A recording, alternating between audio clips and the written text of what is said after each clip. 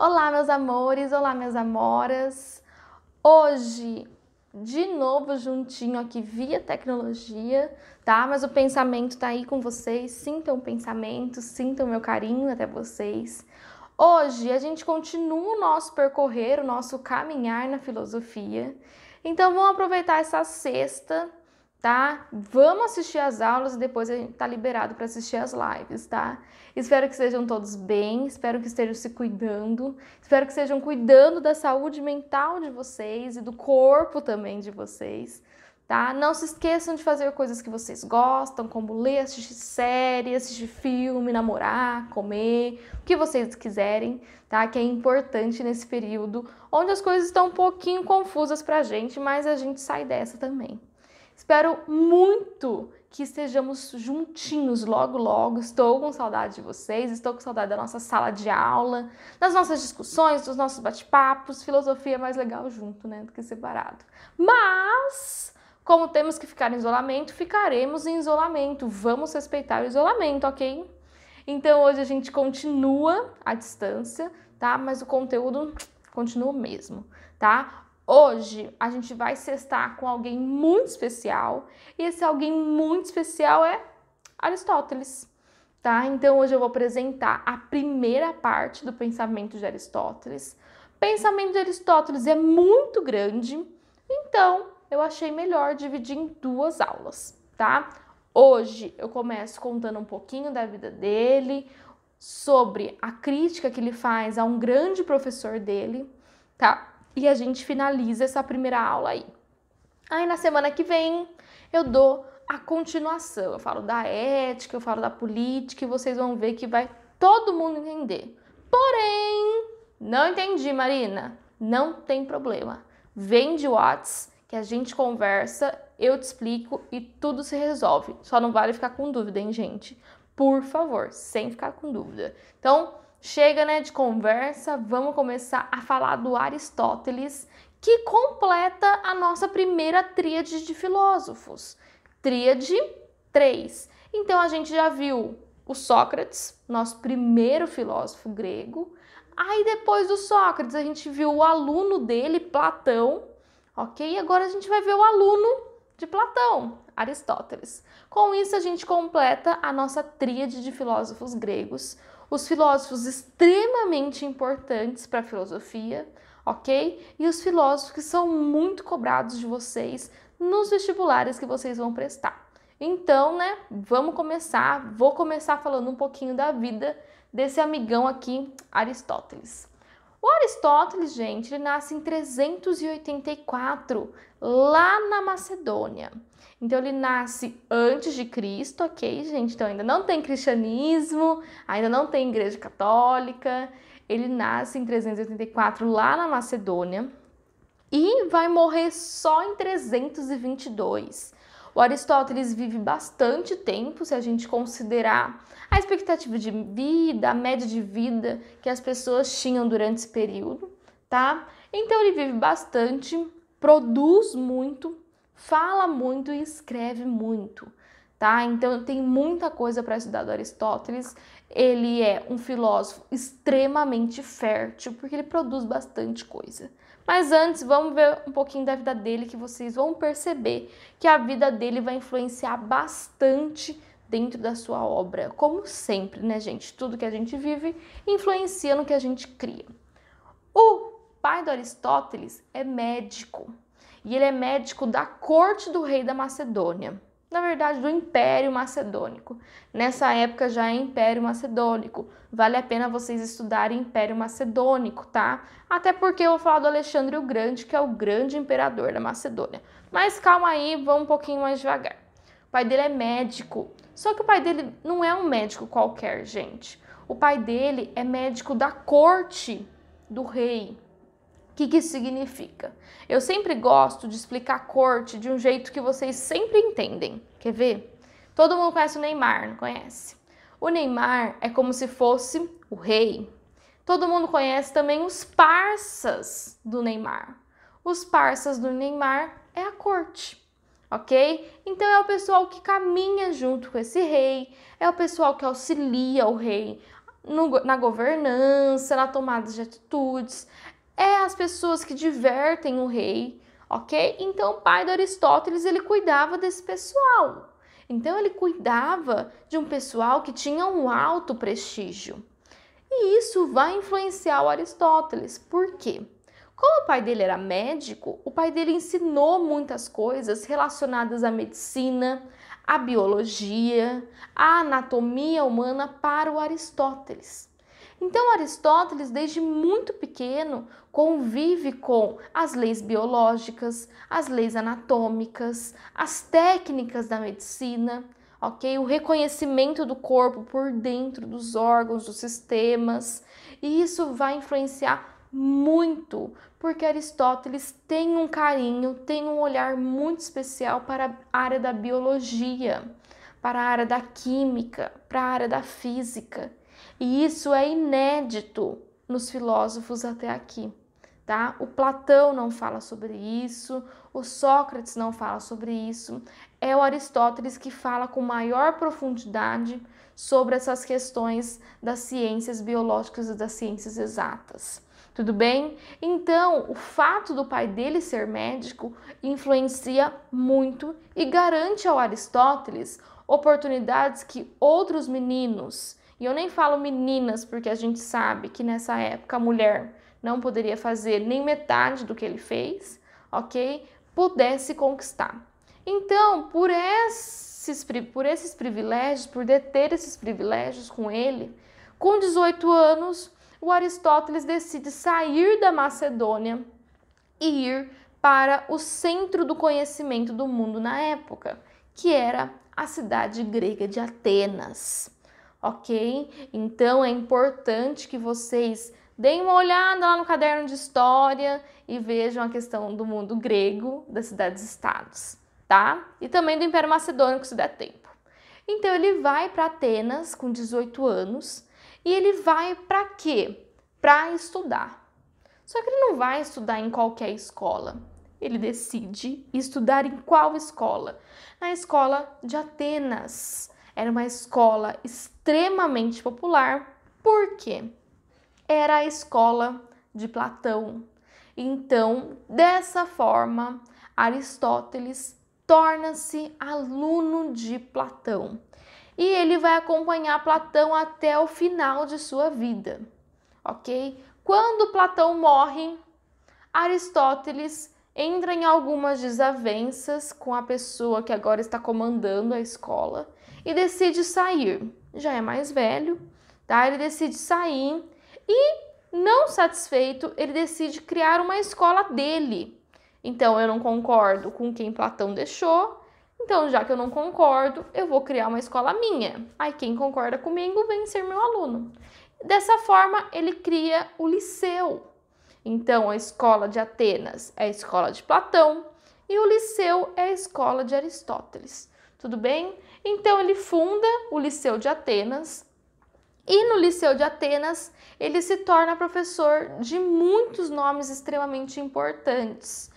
E eu vou frisar, eu vou falar de um aqui, que é um que se destacou na história do mundo, tá? Principalmente na história do mundo antigo, que é Alexandre Magno, ou mais conhecido como Alexandre o grande imperador do Império Macedônico.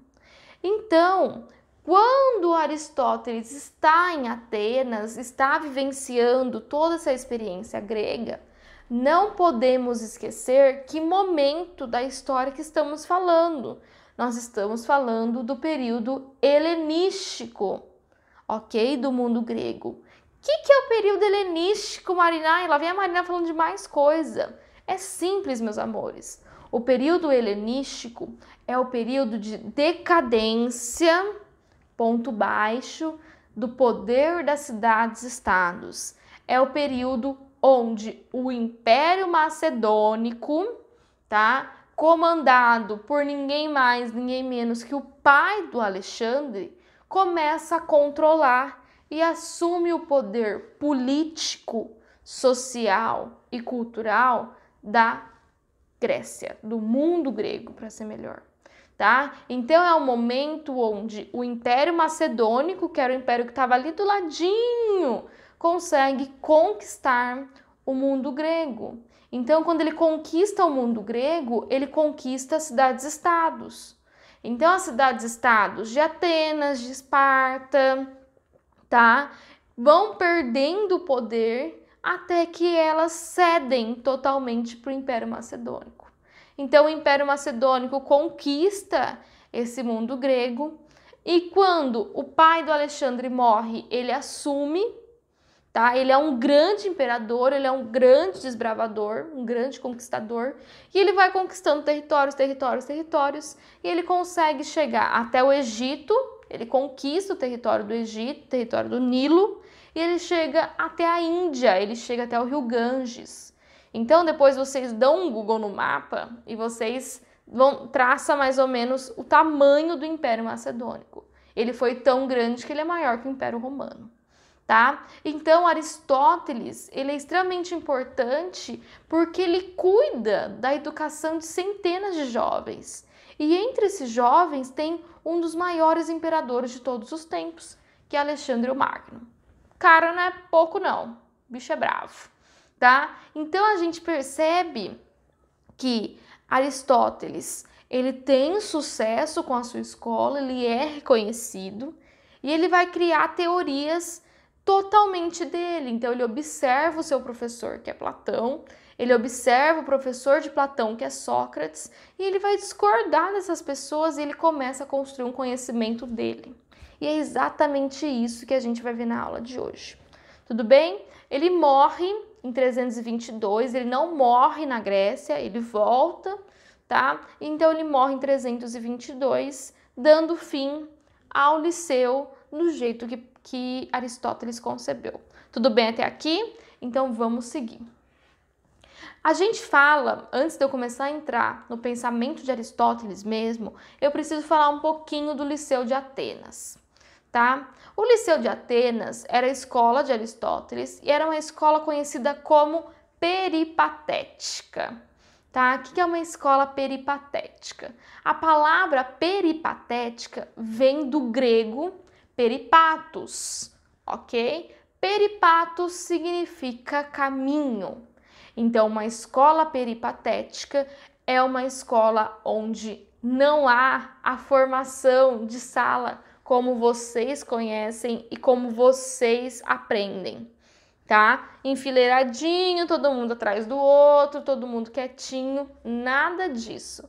Uma escola peripatética é aquela escola onde o professor caminha entre os alunos e eles sentam onde eles querem, ok? E através desse caminhar, ele vai ensinando. Então, não tem uma lousa fixa, ok? Não tem um projetor, até porque naquela época não tinha nada disso, ok? Porém, é por causa desse caminhar, desse vai e vem do professor, que a gente tem o caminho peripato. A gente tem a escola peripatética, tá? Para vocês entenderem melhor como que funcionava esse pensamento, eu indico a série Merli do Netflix, tá? Ele explica muito bem como que funciona essa filosofia. É uma série espanhola, se não me engano, ou francesa, tá? Mas eu garanto, prometo que ela é muito legal, tá? Vai falar sobre esse professor de filosofia muito louco,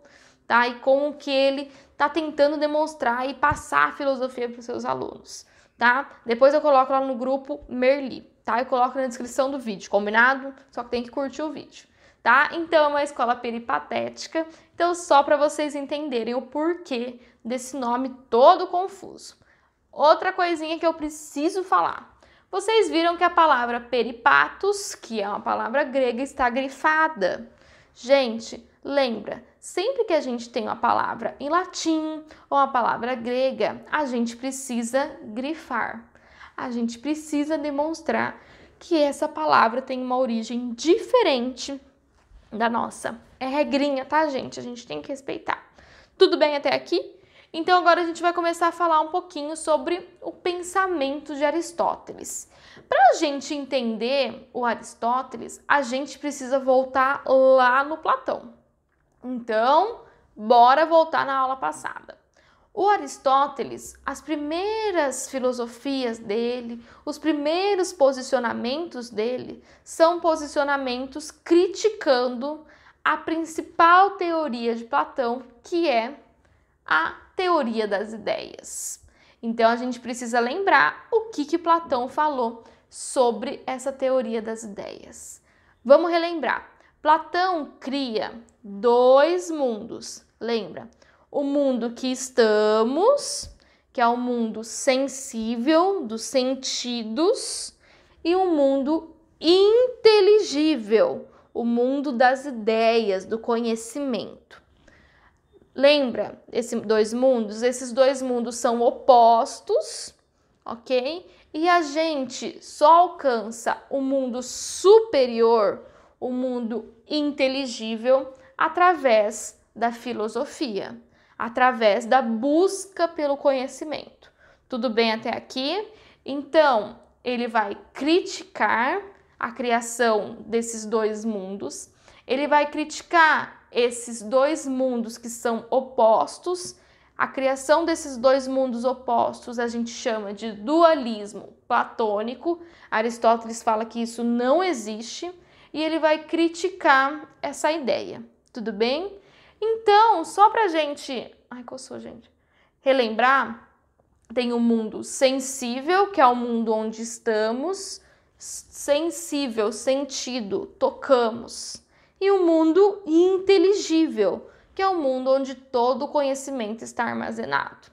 Vamos relembrar que Platão fala que antes da gente nascer, nós estávamos no mundo inteligível, tudo bem? Porém, quando nascemos, apagamos tudo na memória e chegamos aqui nesse mundo sem nada. Por isso que a gente vai aprendendo ao longo da vida. E conforme a gente vai aprendendo, a gente vai relembrando. Relembrar é reminiscência, teoria da reminiscência de Platão. Tudo bem? Então a gente vai relembrando e conforme a gente vai estudando, filosofando, a gente vai alcançando pedaços e partes desse outro mundo. Os mundos não são conectados, tá? Eles são opostos, eles são antagônicos, ok? E a gente consegue explicar esses dois mundos através da metáfora da caverna. Lembra? Haviam 3 prisioneiros na caverna observando a parede e eles observavam as sombras e eles acreditavam que as sombras eram verdade, igual a gente acredita nas opiniões. Eis que um dia um dos prisioneiros consegue sair da caverna e chegar até o mundo mesmo. Ele fica incomodado com a luz cega ele um pouco, mas depois ele vai se acostumando e ele descobre esse mundo verdadeiro, que é o mundo inteligível, ok? Por que incomoda a luz? Por que coça? Porque o conhecimento irrita, não é fácil conquistar conhecimento. Ok? Depois que ele volta para a caverna, porque ele quer contar, ele quer falar, gente, eu descobri um negócio muito legal, vocês precisam vir comigo. Ele é taxado como bobo, como ignorante. Tudo bem? Então, o mito da caverna, a metáfora da caverna, explica essa ascensão, tá? Essa chegada ao mundo inteligível que as pessoas conquistam através do conhecimento. Então, Aristóteles fala... Nossa, Platão, não concordo com o que você fala. O que Aristóteles fala? Que esses dois mundos que para Platão estão totalmente separados, eles estão juntos, ok? Que não tem essa coisa de que o mundo sensível, esse mundo que a gente tá, que a gente toca, não produz conhecimento. Para Aristóteles, os sentidos... Os 5 sentidos, eles produzem muito conhecimento, tá? Então, ele fala que esse conhecimento está, sim, no mundo onde estamos. Que não existe essa divisão de mundos, ok? E que a verdade está nesse mundo sensível. E se a verdade é o conhecimento, a verdade está nos objetos. Então, para Aristóteles, quando eu relo nessa tela e eu, através dos meus sentidos, entendo essa tela, ela está me passando conhecimento e esse conhecimento é verdadeiro. Tudo bem até aqui? Sim? Então vamos continuar. Então, para a gente retomar, Aristóteles versus Platão. O que cada um pensa? Platão, a verdade, ok? O verdadeiro conhecimento, a ciência, não está no mundo onde vivemos, está no mundo superior, está no mundo inteligível. Aristóteles chega e fala, não, totalmente errado. A verdade, o conhecimento, a ciência está no mundo sensível, está no mundo onde vivemos, ok? Eu tocando, eu olhando, eu cheirando, vendo essa camisa, eu consigo extrair conhecimento dela sim. Eu não preciso filosofar sobre ela. Tudo bem? Tudo bem até aqui? Então vamos lá.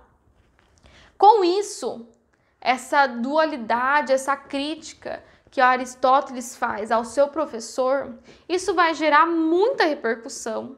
E isso gera um quadro que é muito importante para a história da arte, que é um quadro pintado por Rafael Sanzio. Rafael, um dos grandes renascentistas, não sei se eu já falei isso para vocês, mas quando precisamos lembrar dos renascentistas, a gente tem que lembrar das 4 tartarugas ninjas. Quais são os nomes? Rafael, Leonardo, Michelangelo e Donatello. Muito bem, tá? Rafael, um grande pintor renascentista lá na frente, tá, gente? Ó, andou o mundo. Andou. Ele pinta esse quadro que chama A Escola de Atenas, ok? E nesse quadro a gente tem o resumo do pensamento de Aristóteles e do pensamento de Platão. Vou explicar o porquê. Esse daqui é um pedacinho do quadro, ele é maior, tá, gente? Aqui nós temos um senhor um pouco mais velho, depois vocês abrem no slide, tá? Apontando para o céu. Quem que é esse senhor mais velho? Quem acredita que tudo, o conhecimento está lá no céu? Platão. Então, Platão apontando para o céu, Aristóteles apontando para a terra. Então, Platão fala que o conhecimento está num outro mundo e Aristóteles fala que o conhecimento está aqui. Por isso que eles são opostos, tá? Por isso que esse quadro é tão importante, tá? Porque ele representa, através de uma pintura, o pensamento inicial de Aristóteles e o pensamento de Platão. Tudo bem até aqui? Então tá bom, então vamos continuar. Então, gente, já que Aristóteles acredita que o conhecimento está aqui nesse mundo sensível, o que ele entende sobre mundo sensível? Ele vai entender que esse mundo dá conhecimento para a gente, sim. Então, se eu ficar observando o crescimento de uma criança, eu vou conquistar conhecimento sobre a evolução humana, sobre a evolução da espécie, sobre a assimilação de conteúdo pela criança, eu vou conseguir aprender com ela, tá? Porque através dos meus sentidos, eu conquisto sim muito conhecimento, tá? Então ele fala que esse conhecimento do mundo sensível é a essência dos objetos. Então ele fala que todo objeto ele tem uma essência. E quando eu falo objeto, gente, não é só objeto inanimado, que não tem vida, tá? Objeto é tudo que existe no mundo. Então, vamos pensar que o indivíduo, que o homem, tá? Que o sujeito é um objeto, que o cachorro é um objeto, tudo é um objeto, tá? É que eu encontrei objeto, eu acho que é a palavra mais tranquila para vocês entenderem o raciocínio. Então, pensem no mundo. Tudo que está no mundo tem uma essência. E essa essência é a verdade sobre esse objeto. Então, eu, Marina, eu tenho uma essência. cada um de vocês tem uma essência. E essa essência, o que é essência? É o que está dentro. Isso que está dentro de nós é verdadeiro, ok? O que está dentro do cachorrinho é o verdadeiro do cachorrinho, tudo bem? Então ele fala que o sentido, tá? Os 5 sentidos, eles são tão importantes quanto a razão. Os sentidos, assim como a razão, também produzem conhecimento, ok? Então, quando a gente pega uma panela e ela tá quente e ela queima os nossos dedos, o nosso sentido do tato está passando um conhecimento pra gente, falando, está quente, não rele, espere, ok? Então, para Aristóteles, isso é sim conhecimento. Para Platão, isso não era conhecimento. Lembra que ele falava que os sentidos enganavam? Aristóteles fala, eles não enganam, eles passam a verdade, eles passam a essência. Tudo bem? Então vamos seguir. E todo objeto, tudo que está no mundo tudo que está no mundo é uma substância. Então a gente vai começar a tratar todos os objetos, tudo que nos cerca, inclusive nós, como substância. Então, essa tela é uma substância, o computador que está aqui embaixo passando os slides é uma substância, o celular que está me gravando é uma substância e eu, Marina, sou uma substância. Ok? A casa onde eu estou também é outra substância. Tudo é substância. Tudo. A formiguinha que está ali no cantinho que eu estou vendo também é uma substância. Tá? E toda substância tem uma forma e uma matéria. Tá? O que é isso? Eu agora vou começar a usar o exemplo da minha querida amiga folha de papel. Tá? Vocês vão ver que ela vai ajudar muito a gente. Isso daqui é o que, gente? Uma folha de papel. Tudo bem? Ela tem uma forma, tá? Ela poderia ter outra forma? Poderia. Acabou de ter outra forma, não tem? Mas a matéria, o que ela é formada, não é ainda a mesma coisa? É.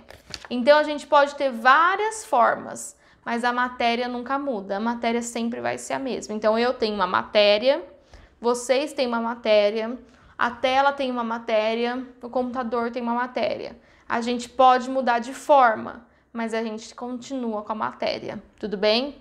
Esses dois elementos, matéria e forma, são diferentes, ok? A forma é a forma mesmo, a matéria é o que forma, tá? É o que tá dentro, tudo bem? Então, essa é a minha forma. 1,53, ok? Pele clara, cabelos castanhos, olhos castanhos, tá? Essa é a minha forma. O que é minha matéria? O que tá dentro, o que forma a Marina, o que constitui a Marina, tudo bem? Eles são indissociáveis, um sempre vai necessitar do outro. Não existe uma matéria sem forma e não existe uma forma sem matéria. Eles sempre têm que andar juntos. Tudo bem até aqui? Então vamos seguir. Aí, Aristóteles quer explicar mais aprofundado essa questão de substância. Então ele vai criar o que ele chama de metafísica. A metafísica é a tentativa de entender todas essas substâncias que estão no mundo, tá? Então, ele começa a criar categorias, que vão ser as 6 categorias de Aristóteles, ok? Essas 6 categorias é o centro do pensamento de Aristóteles. Ai, Marina, para que ele está criando categoria? A gente sempre cria categorias para a gente entender melhor o que a gente está estudando. A gente sempre cria categoria. Tudo que vocês estudam está dividido em categorias. Desde o conhecimento matemático até o conhecimento histórico. A gente sempre divide o conhecimento. Quando a gente vai dividindo, ele vai pegando pedacinhos menores, tamanhos menores, e ele fica mais fácil de entender. Tudo bem? Então vamos ver as 6 categorias, vocês vão ver que não é difícil, tá? Porque eu vou usar como exemplo, de novo, a folha, tá? Então a substância que a gente vai analisar é a folha de papel. Tudo bem? Primeira categoria que Aristóteles fala, essência. Qual a substância desse objeto? Então, qual a essência desse objeto que eu tô tocando? Não é o papel? Do que ele é formado? Ele é papel. Ok? Tudo bem? Acidente. Qual é a característica, a categoria do acidente? Qual é a particularidade desse objeto? A particularidade dele é que a forma é retangular. Quer ver? Vou transformar num outro objeto.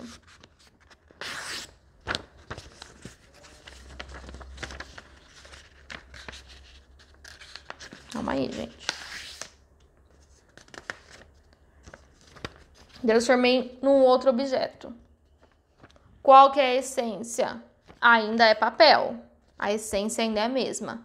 Qual é o acidente? Ele tem uma forma diferente. Ok? Tudo bem? Então, vamos pegar agora a gente como exemplo. Qual é a essência, qual é a substância da Marina? A Marina tem isso, ela é assim, assado. Qual que é o acidente? Bom, ela tem cabelo castanho, ok? Ela tem olhos castanhos.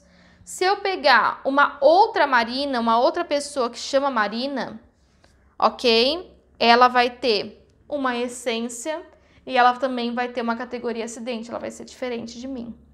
Tudo bem? Sim? Então vamos continuar. O ato, categoria ato. O que o objeto é agora? O objeto agora é uma folha de papel. Uma folha retangular de papel. Tudo bem? Potência. A próxima categoria é o que o objeto pode se tornar. Agora vocês vão ver os meus grandes dots, tá? Do origami. O que esse objeto pode se tornar? Ele pode se tornar... Calma aí, gente. Se a gente tivesse em aula, ia estar todo mundo dobrando papel agora. Ele pode se tornar um avião de papel. Então, a potência dele é se tornar um avião de papel. Ou a potência dele é se tornar um barquinho de papel.